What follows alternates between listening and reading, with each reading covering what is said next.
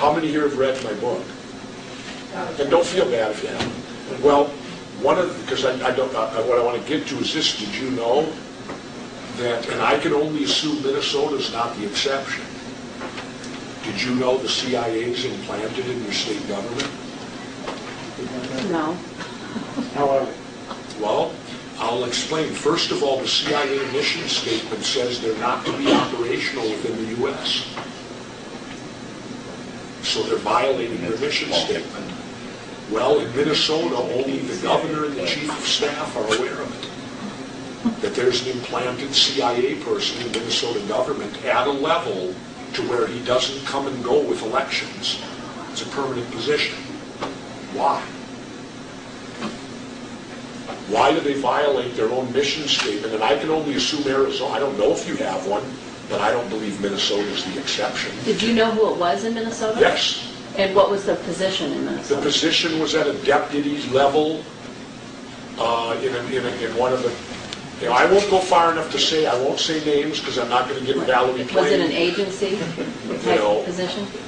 Well, it's an upper level management position. Okay. That's permanent. In fact, when this person retired, I was then introduced to the new one. They then recruited a new one and had that person implanted in Minnesota government. If you're also not aware, 1 month after I took office, I was requested to the basement of the Capitol where I was interrogated by 23 members of the Central Intelligence Agency, and I was the governor. I went, because being a former military, you kind of feel obligated. You don't know what it's really about. I walked into the room, and they put me in a chair at the end, and they were in a big half circle around me, and they interrogated me, questioned me. And having met me, you'll realize how I handled it. I walked in and I sat down. I said, well, first of all, I said, before you ask me any questions, I have a few for you. I said, what are you here for? I said, your mission statement says you're not to be operational in the United States of America. Why are you here questioning me? And why are you violating your mission statement? Well, I couldn't get an answer. Him, God, that's the way they are. I second said, I want to go around the room. I want you to tell me your name and what you do. And I'm the governor. Half of them wouldn't. Half would. I don't know if they're telling the truth when they said to me. What did they question you about it? What was the Well, purpose? okay, when it was over, I went home very puzzled that day. And when I got home, I thought, who can I call that could clear this up for me? And one name came to me, and his name is Richard Marcinko. Does anyone know who Richard Marcinko is?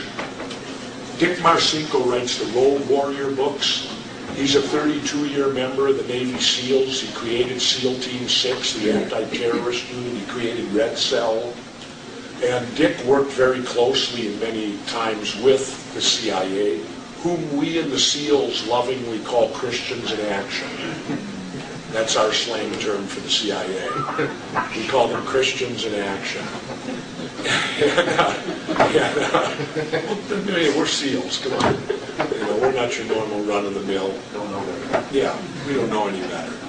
And so I called Dick, and I said, Dick, I just had a meeting with 23 members of the CIA in the bowels of the Capitol. I said, and I can't figure out why they wanted to talk to me. And I said, you're the guy who I probably would have calling because you would have the most intel to me. And Marcinko started laughing on the other end, and I said, he said, I've been out of it now a few years. He said, I can't directly tell you why, but he said, I have a pretty good idea why. I said, tell me, you're leap years ahead of me. He said, they didn't see you coming. And what's the CIA's job? Their job is to do intelligence reports to let the government know trends and things like that so that the high echelon government people can make, hopefully, good decisions based upon intelligence. And when I thought back to the questioning, it was all about how I got elected. He was right on. They wanted to know what I did. I don't know, maybe to stop it from ever happening again. Who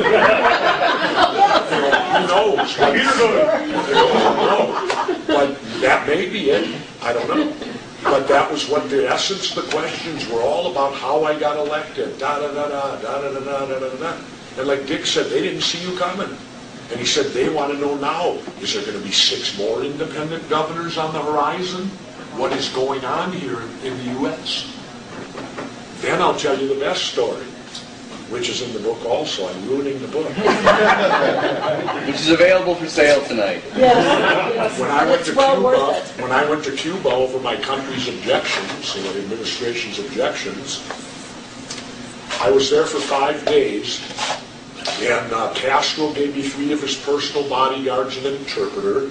I had my 2 regular bodyguards, and ironically, Castro allowed my guys to carry their guns the entire time they were in Cuba, except when I met with him. Then they had to turn their, which I don't blame, they had to turn their guns over to the Cubans, and then as soon as Castro was gone, the guns were immediately returned. But I can understand that, because after all, we have attempted to assassinate him on a few occasions. Wouldn't that be called terrorism? If your intelligence community goes out and attempts to assassinate another political leader, I would classify that terrorism. Not the United States. Well, I understand that. That's part of the old hypocrisy and double standard that we have here.